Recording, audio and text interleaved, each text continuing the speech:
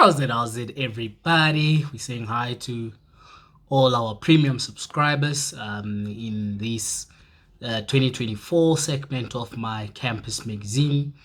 Really savings plan for the year of 2024. We welcome you and we hope you and yours have had a very, very pleasant and very productive 2023. Good festive season.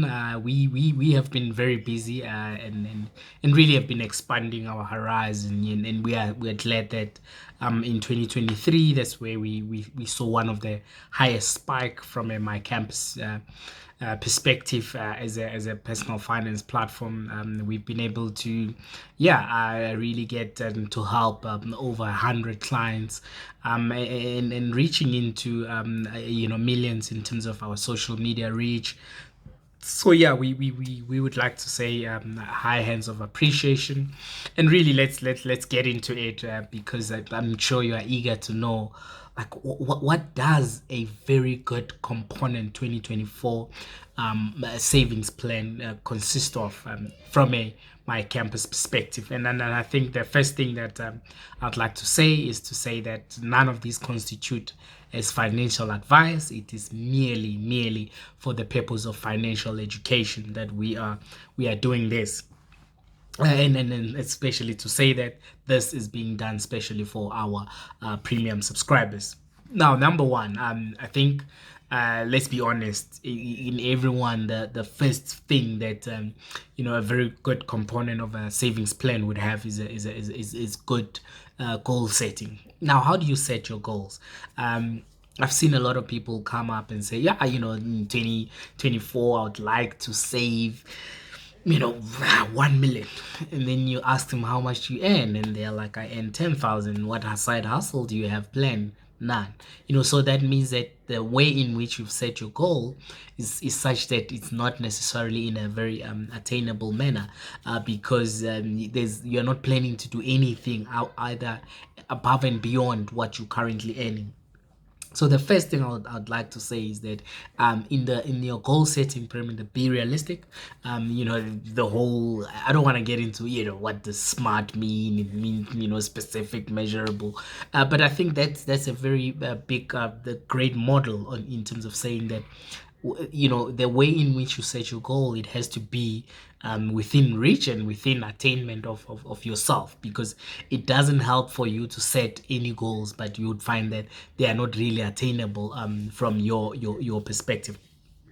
So set them such that they are realistic, because once you find yourself in a way where you've set the goals and the goals are such that you will feel like you are being strained in the way in which you are pursuing that goal, then that's when you will end up feeling like I might as well give up. So we've seen people start to say 2024 get Jimmy, and then 2024 comes, we are gymming January, February, they are out. Why? Because they didn't condition themselves. They didn't think about it well enough. They didn't plan to say, I'm gonna have this amount of outfits. So in a way in which you are setting your sort of 2024 goals, you also need to plan it to say, okay, from my 20K salary, I'm going to save 30% of all my earnings, and therefore I'm going to set up this debit order.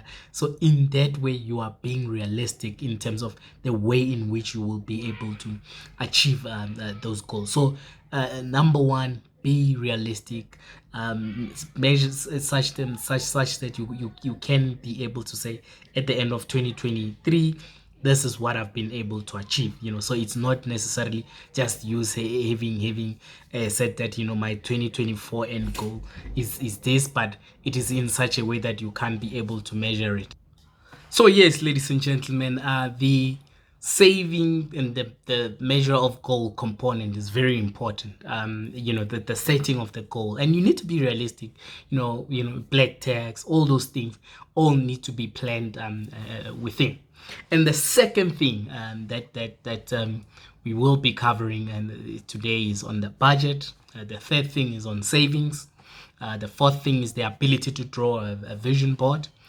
The fourth thing is the emergency fund. And then we're going to discuss debts and credit, as we know those are very important. And then we're going to discuss investment types, from ETFs to all sorts of the buying of shares, unit trusts, and why I don't trust them. Excuse the pun. And then we're going to focus on children's education. Even if you are a deadbeat father, it's fine. You can still have a children's education component and surprise the baby mama at the end, or a deadbeat mother. And then we're going to focus on side hustles, as we know. Excuse me. It's very important to supplement your income. And then we're going to look into a very interesting phenomenon of savings challenges. On the platform, we've been covering a lot of those. And then we're going to look into digital marketing. And really, how do you expand your personal brand and your business brand from a digital marketing perspective? And then after that, we're going to look at alternative investments. We see there's cryptocurrencies. There are people, getting into farms. There are people investing in solar. What does all that really mean? And then we're going to get into an interesting topic around property. What factors do you look at it? And I think for us, last year, one of our biggest posts that did well was a post around what type of properties not to buy. And I know that we really touched a lot of people on their studios. And then we're going to move on to look at, in closing, retirement. There's certain elements of it, and I'm going to tell you about what I'm planning on. Budget. And I think the most important thing outright to say is that it doesn't matter what kind of budget you have. Yes, drawing up a budget is the first big step, because drawing up a budget says to you that you are really committed to this thing. You really, really, really want to do this thing. You're really committed into your personal finance. But that's not the be all and end all of it. Drawing up a budget is the first step towards achieving financial freedom, towards wealth building, because it says to you that I'm putting 200 aside, and this 200 is for groove on this month, and if that 200 runs out, I'm not gonna do anything, right? So it's important to commit to that, not to just say, no, this 4,000 is for petrol going to work, and then this 2,000 is for groove, and then while you are at groove, you realize, mara musi, kine, sorry, kine 4,000 nyanengu, let me just use it and then I'll see whatever happens. And that is where most people make that mistake of not achieving their budget goals. So it's important to write it, commit to it on a daily basis. And then the other thing that really helps is to track your spending, right? So I know a lot of banks would give you that element of saying, this is what you spend on, but your ability to go as you go to say, so far I've got this, so far I've got this, and then the old good method of saying, on my budget, this 10% or 15% of my needs to go towards my investment, and I'm gonna put it in this bank. The using the method that was used back then, where you would have money put in different envelopes. If you were to do that with 2-3 banks, and just know that here, this is where I've put all my savings, and then this is where I've put my groceries, and just so that that if I've got the black card, then this is for groove. If I've got the gold card, then it's for petrol. If I've got the what card, in that way, the ability to spend money the way you said you would spend it and be disciplined about it, that is a big factor in terms of your ability to build wealth. So if you can be able to do that way, you would be helping yourself, and you would be having that ability to ultimately attain that. So budget is for me a fundamental thing in terms of one's ability to and sticking to it also, in terms of one's ability to be saying that, okay, I'm doing this and I am committing in terms of going to take my financial goals very serious. Now, how do you do it? I think there are a lot of apps out there that can enable you to have that sort of ability to build a budget. You can go the good old way of writing things down, but even the good old way of saying I'm gonna write it down and then send it to someone so that they keep me accountable. That sort of helps, because it says to you that you are committing and you are saying that that is the one thing that you will be able to do. Now we move on to the important element of savings, right? And I think outright, let me say that there's been a lot of discussions around what is saving, what is investment, what is and some of it's sort of almost as contextual. But for me, I think savings is what you put aside for the short term, and investment is what you don't think you're gonna need for the long term. So let's talk about putting aside for the short term, right? Because it's important after drafting your budget to know that, okay, in this case I'm gonna save so much. Let's say you get paid on the 31st, and then on the 1st, that's when you decide that I'm gonna save so much for the last week of the month, so that I can still be able to spend, right? So this is the ability to say you don't put your money, all of it, and like most South Africans, then at the end of 5 days you don't necessarily have enough money, because that wouldn't help you. Yes, there's that challenge that we have in the country, blah blah blah, but you don't want to be that person, because what we all want is to sit in a basis where there's enough financial freedom and there's enough financial discipline in the type of the economy that we are living in. Therefore, it's important that you save your money, you spend it wisely in terms of from a budgetary perspective. And how do you keep sort of that discipline, the ability to even lock it, within your banking, to say that this one I'm gonna save it for the second half of the month, because what that does to you is that it gives you an ability not to be going into debts, not to be going to mashonisa every time. There's certain banks that I won't mention them by name, that thrive on the ability of different South Africans to say, okay, they ran out of money on the 5th, and then on the 15th, if they got paid, on the first, on the 15th, they go for a short loan. And then and that becomes a perpetual cycle. So in order to break that cycle, it is the ability to have discipline, to have good budgets, and to have good savings. And obviously, the important component of living within our means also needs to come into play. The one thing that is not often said is to say that a lot of people, what really beats us is to say, when you go computer, this mama one next door, yeah, yeah. And you find that is not even something that you are well interested in, but you just feel like, no, I want to do this. These people must know gore nna ke nna mama ke a gola. And you find that the same people that you are breaking your budget and savings code for, they don't even care. They don't even look at you and think, oh yes, that person is doing well. So it's important that you take your savings as important as your budget also. So let's move on to the fourth segment of our premium savings plan for the year of 2024, which is the ability to draw up vision boards, right? A lot of people think, yeah, vision boards is something that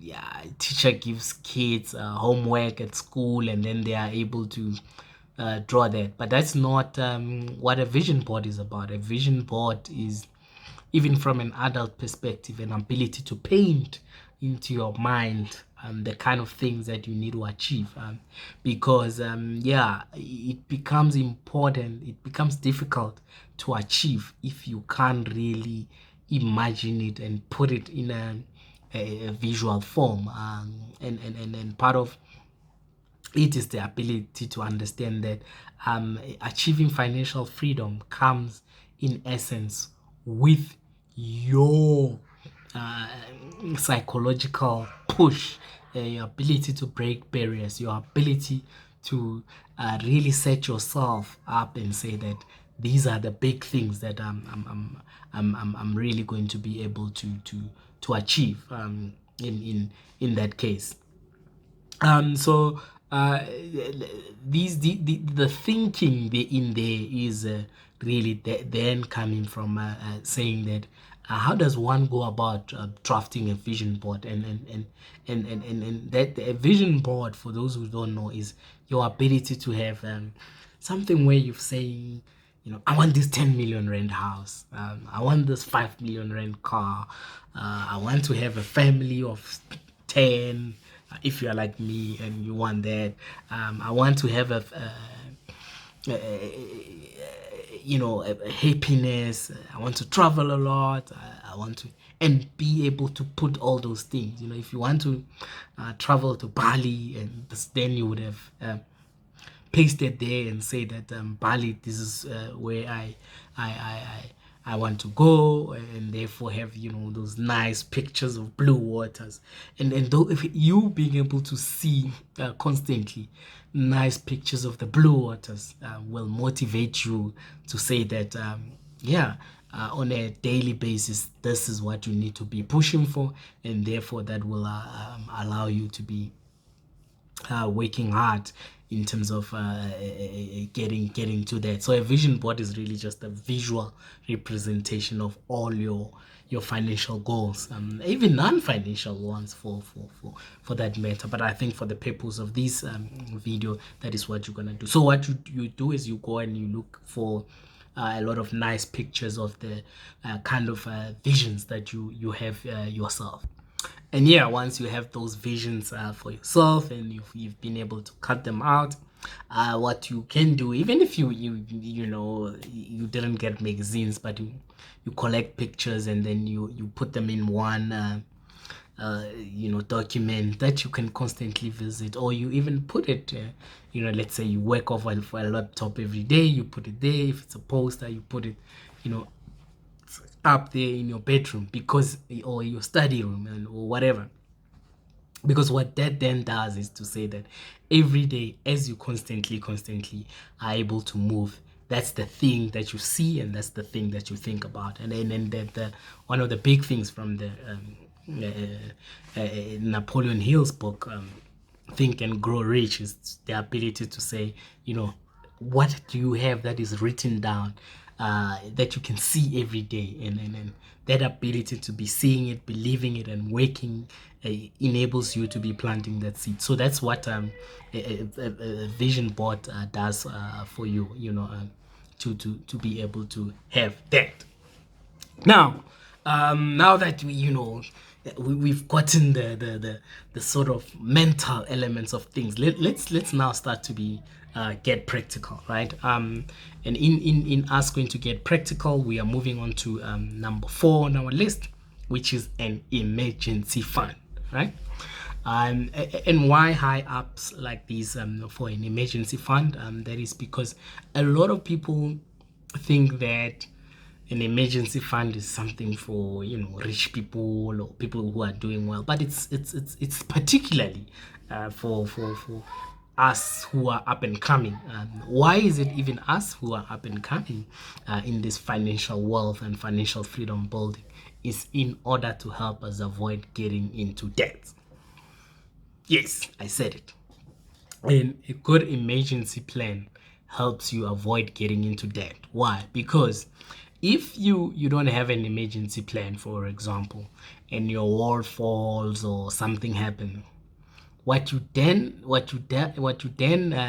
are able to not do is to say that, oh, my wall fell, so how can I be able to get into fixing that? Then you go and you create another sort of form of credit. So that would have meant that if you had an emergency fund, it would give you a bit of a buffer and protect you from not being obliged to go and get some form of credit. So, what is an emergency fund? All in all, it's not just about protecting you from emergencies. So, my advice is always create an emergency fund, one that is easily accessible, right? So I see people go and they're like, yeah, I'm buying this and this, and or I'm investing in this and this fund. And then you ask them, after how long would they give you your money if you needed it? And then they're like 30 days, 7 days. For me, yeah, at least 7 days is understandable, but an ability to have that money within a turnaround of less than 24 hours. Because some emergencies is like you in the middle of nowhere, you and your car breaks down. And therefore, what an emergency fund does for you is your ability to say, okay, let me take out that money if I've got it in some savings account.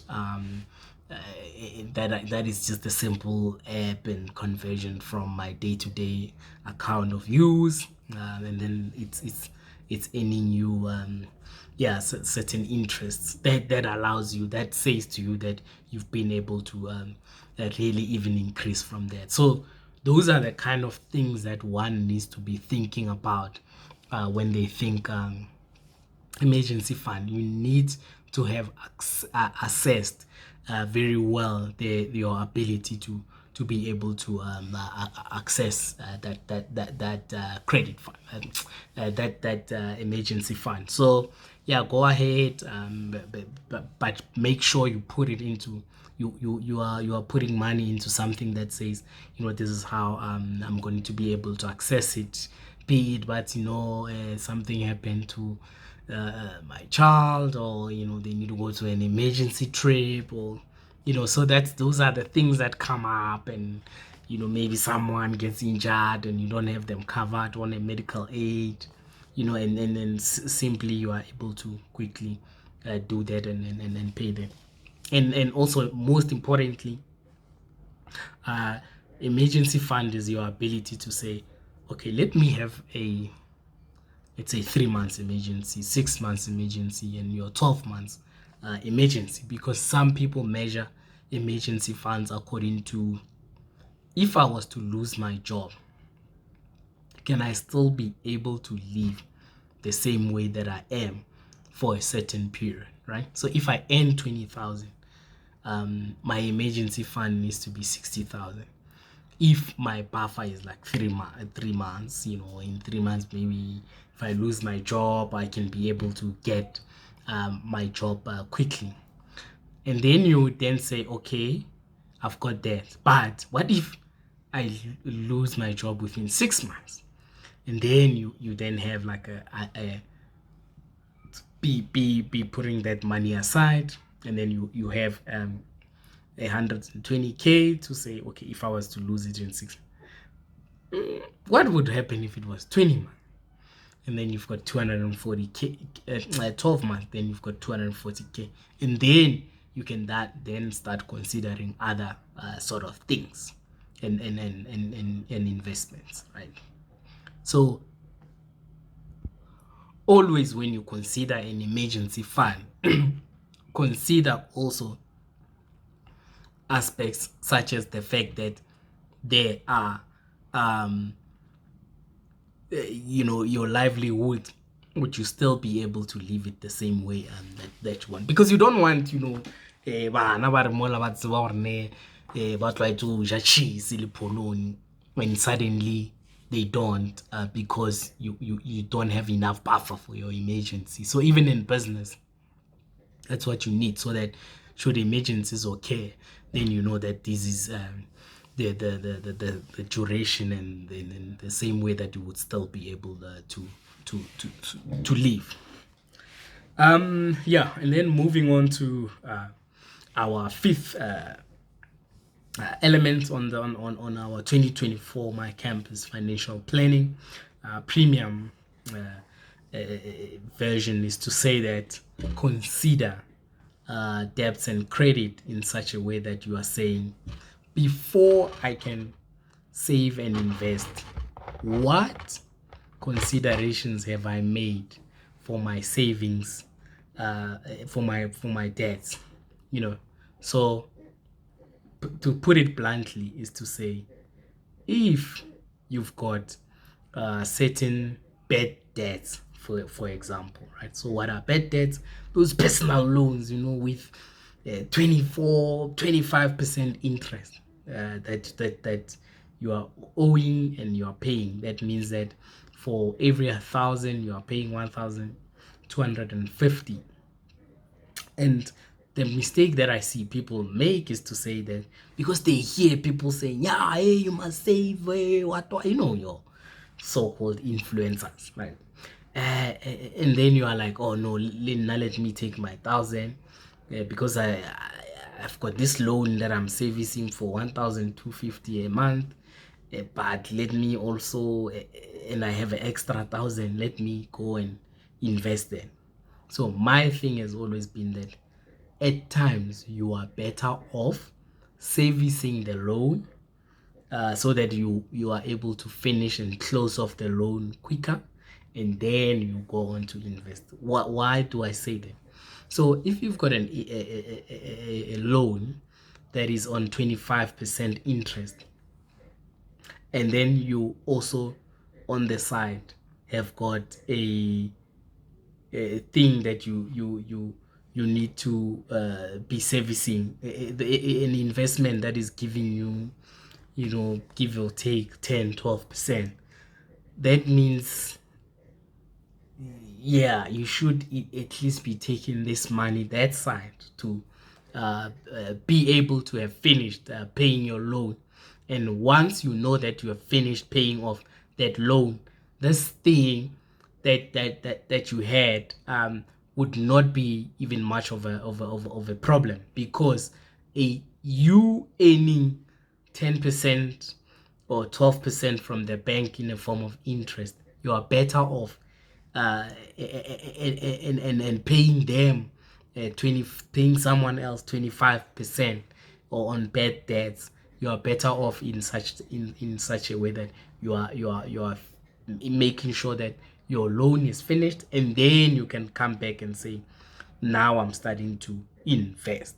So think of it such that which one is greater, where the allocation of resources and a more rationalized way in which you allocate resources is that you allocate them wherein they are able to yield even faster returns for you, or such that you are not having a huge leak. So if you pay off your debt and then you come back and invest, then that means you would have saved yourself the abilities to pay high interest.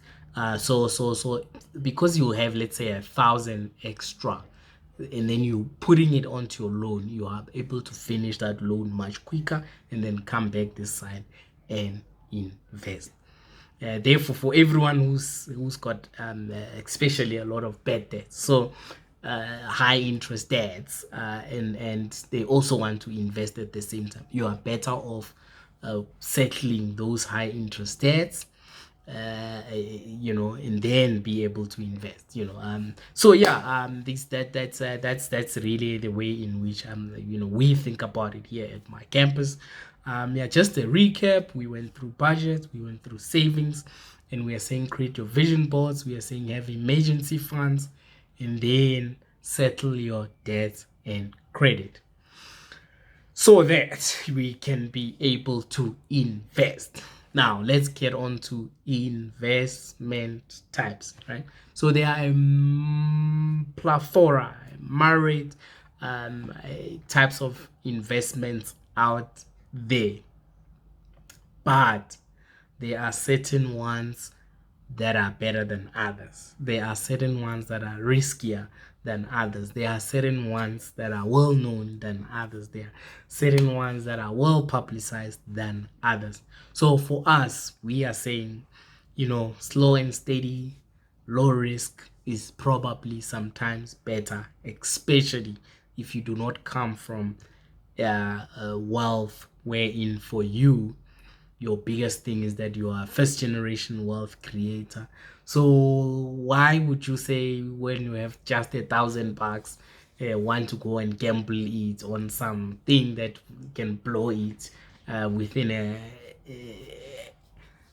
2 seconds, because you were trying to get rich quick, so the thing that you need to consider before getting into any types of investment funds is to say that what kind of risk, what can I afford? Not the one that am I willing to undertake, because it doesn't help for you to say, yeah, no, me, I can take risk, and then you take risk with money that you did not necessarily have enough, and then even if you had it, but you cannot necessarily afford per se, right? So for us, we've always been clear, ETFs are the best way to get rich slow. What are ETFs? ETFs is like a basket of shares that are bundled within a certain type of fund, and then when you buy, you are not buying one share. Let's say the S&P 500. It consists of top 500 shares in the US, and then when you buy one, you're necessarily just saying that you are buying the whole basket, right? And therefore that protects you from risk, so you will be able to get something like an average of 12% a year or so. So that is a better way of being able to move.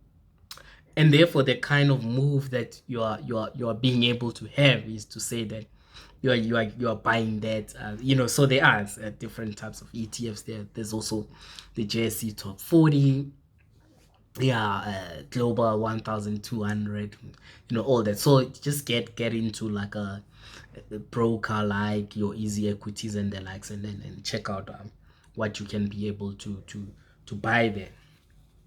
And then the other thing that you need to also consider is what is called government bonds. So if you Google government bonds is basically almost you saying that you are investing in, let's say, if you buy South African government bonds, you are investing in the treasury, and therefore what they would tell you is that there are different funds, and then when you get bonds, when you get there, those are the ones that you then are able to pick. And then another popular investment fund is investment in shares. So if you go onto platforms like your Easy Equities, you're able to buy like Coca-Cola shares, and as they go up or down, Vodacom or MTN shares, then you are able to get those. And really the important thing there is to say, sometimes we go and we invest money in certain funds that are themselves just buying shares, and then they charge you admin fee, and then we wonder why our mothers have been investing in certain funds that are not growing.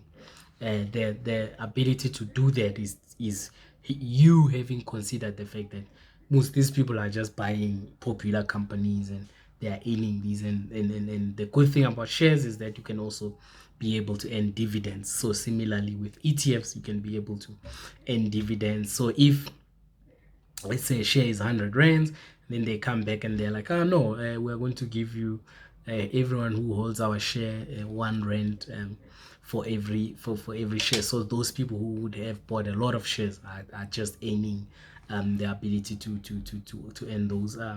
So those are the sort of considerations that we make. But I mean, there are people who would go to big investment firms and say they want to buy certain unit trusts. That also depends. I mean, sometimes they fluctuate up and down.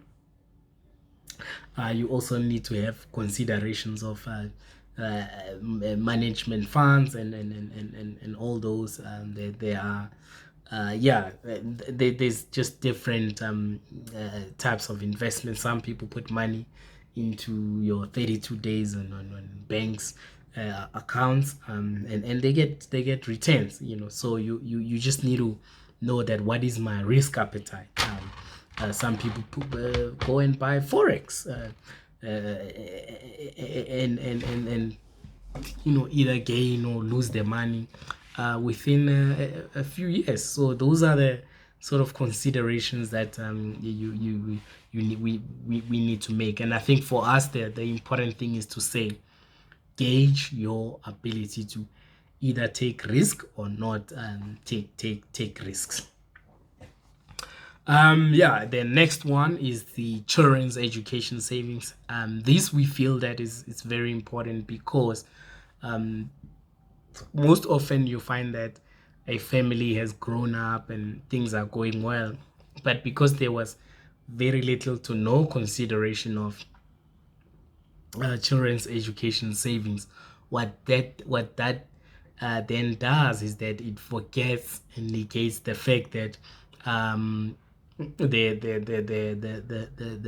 they didn't save for the children and then university fees, and then you find that you've been able to amass this big wealth of, let's say, 1 million, and then when the child has to go to university, you are being told they have to pay 150 or 200k, and you feel like, oh, so much money that I've worked for it. But if you had considered saving for your children very early, this would not disrupt your ability to have built wealth. So consider those things of saying, what kind of fund can I do? So your ETFs are very good for saving for your children.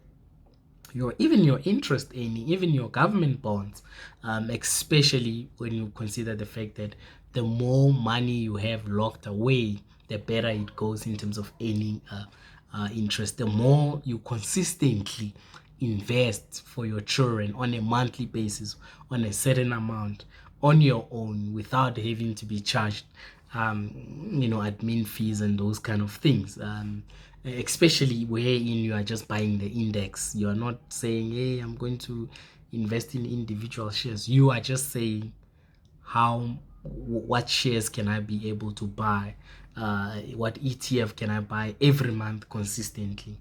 That allows you to be able to do that. And in some instances, you can even open a tax-free savings account for your children and invest into that on a very consistent basis, and that enables you to be able to see that, oh no, this is a very good investment that I made for my children, because you were consistent while investing for yourself, while sorting out your emergency funds, while doing all sort of things, but on a monthly basis consistently you were putting aside. Therefore, when your wealth is high up there and your children's investment for education is here, you don't need to go back into your big pocket and be getting that. So those are the elements that we've seen, how there's that collapse of wealth from people on the basis that they did not consider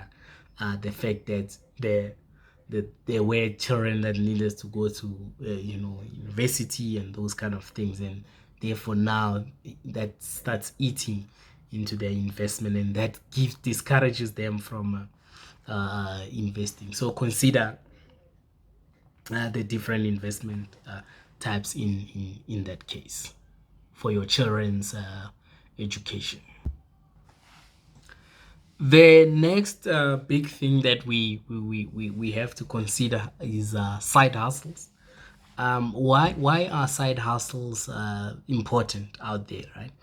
Side hustles are important because a side hustles enables you to earn extra income, and the earning of extra income is important because currently what we are looking at is that our economy is growing such that it is not enabling everyone to find it easy to really survive. So these are the 10 side hustles that, or 10 types of side hustles that we feel if one was to consider them, they would be able to generate and make even much more money, right? Number one is a side hustle that is able to be attained on a subscription basis, right? So let's say you are delivering coffee for certain families or fruits every morning, and these people have paid you on a monthly basis and you are delivering them. So that subscription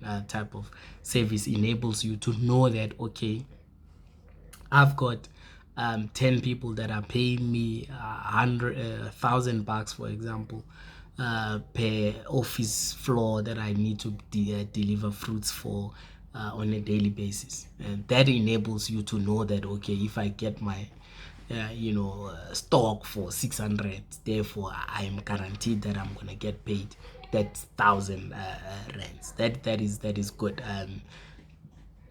That is how cell phone companies make good money, or that is why there's this big emergence of something called subscriptions, because you are sure that this person is going to pay for their Spotify every month, and therefore you are able to make things and preparations in that good way. And then the other good thing is a consideration of things that are used every day. So things like soap, dishwasher. We know that those things are used every day. So if you are able to sell them, that enables you to make a lot of money. Other thing that is consideration of children's things. A lot of parents are willing to spend. So if you are doing tutoring or things like that, that enables them to invest more and more into that kind of growth. The other thing is the consideration of things that are used mostly by affluent people, right? So let's say you're dog walking. You might find that in a low income area that is not taken serious, but affluent people view that to be a serious thing. And then the other thing is things that are online. So side hustles like digital marketing. Consider you can learn that. The side hustles like their ability to write, side hustles like your ability to answer surveys online. Those are the things that are big. So it's also about the ability to complement your income and your skills that you already have, which makes it important for you as an individual. And then now we're gonna move on to saving challenges, right? My favorite one. Throughout years, every beginning of the year, we see people having piggyback saying, yeah, me, I put 5 rands in here, I put 100 rands, and then in December or January, then they open that. It might seem like something that doesn't sort of make sense to certain people, but that we've seen that really, really, really works, especially, right? Let me tell you an important thing that one of them my campus people mentioned: the ability to have a certain amount of money in months like January, wherein there's a lot of things that you need to do. That helps you in that it says to you that it is not you have been disciplined and considerate of saying January is going to come, there's going to be things like stationery and all those things, and therefore you were well prepared for that. So consider having yourself invest in those things. If they say, yeah, we invest 250 per month, consider being able to do those kind of things, because those things help you in terms of your ability to be able to move even much higher, and also those things just adds on to say that you are taking your savings, your budgeting, and your investments even much more serious, and that comes money that you can be able to use at the end of the day. Yeah, so next from savings challenges. So I'm looking forward to seeing you show us all the coins and all the money that you'd have put it. You can even use apps like Stash and just to be able to put all the money aside. So next from that, we move on to the importance of digital marketing. Right, so we mentioned it a bit in terms of your side hustles, but digital marketing will help you, one, be able to build your brand online, be able to push your side hustle. So go out there, learn things like marketing on Facebook, marketing on LinkedIn, things like marketing on Google, because what that does for you is that it pushes you such that you are able to sort of fully almost understand the way in which the world is moving, and your ability to open an online store on Amazon or Takealot and all these other platforms means that you would be considerate in with regard to those kind of things. And digital marketing really also helps in that it just enables you to say that here's a free platform, and I am really really deeply involved in that platform. So your ability to master and having learned really very well your digital marketing means that you can either market yourself, you can either market your business, you can do all these things that are really important. And then from digital marketing we move on to alternative investments.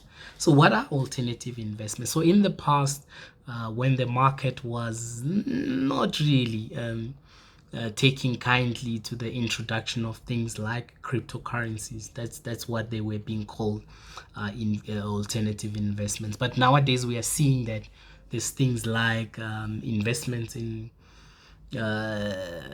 macadamia nuts, for example.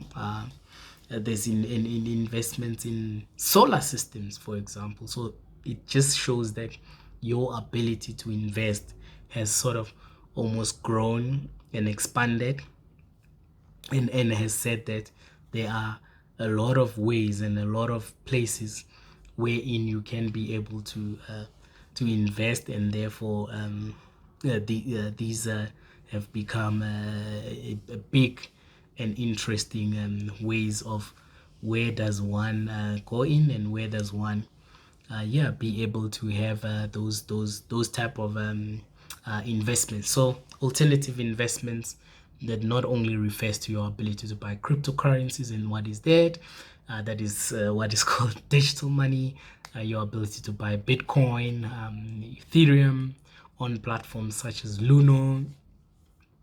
They enable you to be able to buy that. But there are also platforms that enables you to buy, let's say, a cow, and they grow it for you, and you are able to then earn more money, or a solar system that is rented to someone, and you are able to earn more money. So there are, or you can invest in small businesses and be able to earn more money. So there are more and more available opportunities of saying that let us invest. But and obviously all you need to do is your ability to be doing some form of due diligence in all those investments by yourself. And then we move on to property. Property is a very lucrative investment. It's one that a lot of people do it, but I feel that they do it, but with a very, very little understanding of it.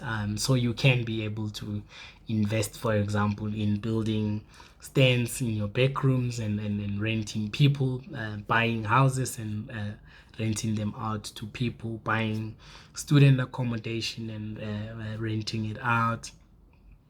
Yeah, and even go as big as your ability to buy industrials and rent them out. And the good thing about it is that because property is an asset that can be taken away, it has become much, much easier for governments to offer and be able to offer what is called a FLISP. If you are earning between 3,500 and 22,000, you are able to get that and earn that. And have government subsidize you through a program that used to be called FLISP. Yeah, so let us be able and to consider those kind of in investments. And then second last is stokvels. So there are a lot of investments through stokvels that have been built. Not only is it just grocery stokvels anymore, so you can gather around with your friends and yeah, really look into formulating stokvels. So in closing, we are saying save even for your retirement, because some people like me who are saying that we want to retire at 40, it's a matter of saying, okay, if I want to retire at 40, in a year, in a month, if I spend 20K, therefore, where can I get, money such as let's say 2-3 million, and then I'm able to earn interest on that, and then I'm able to retire or semi-retire, as a lot of people like to call it. So it is also the investment in retirement that says that you have considered things like your investment in ETFs, your investment in retirement annuities, your investment in shares, and your investment in properties that are able to enable you to now live off comfortably in that. So in closing, we have been looking at budget, savings, vision boards, emergency funds, debts and credit, investment types, children's education, side hustle, saving challenges, digital marketing, alternative investment, property, and retirement. So get hold of us if you really need more and more expansion on these. Good luck, and let's achieve our 2024 goals.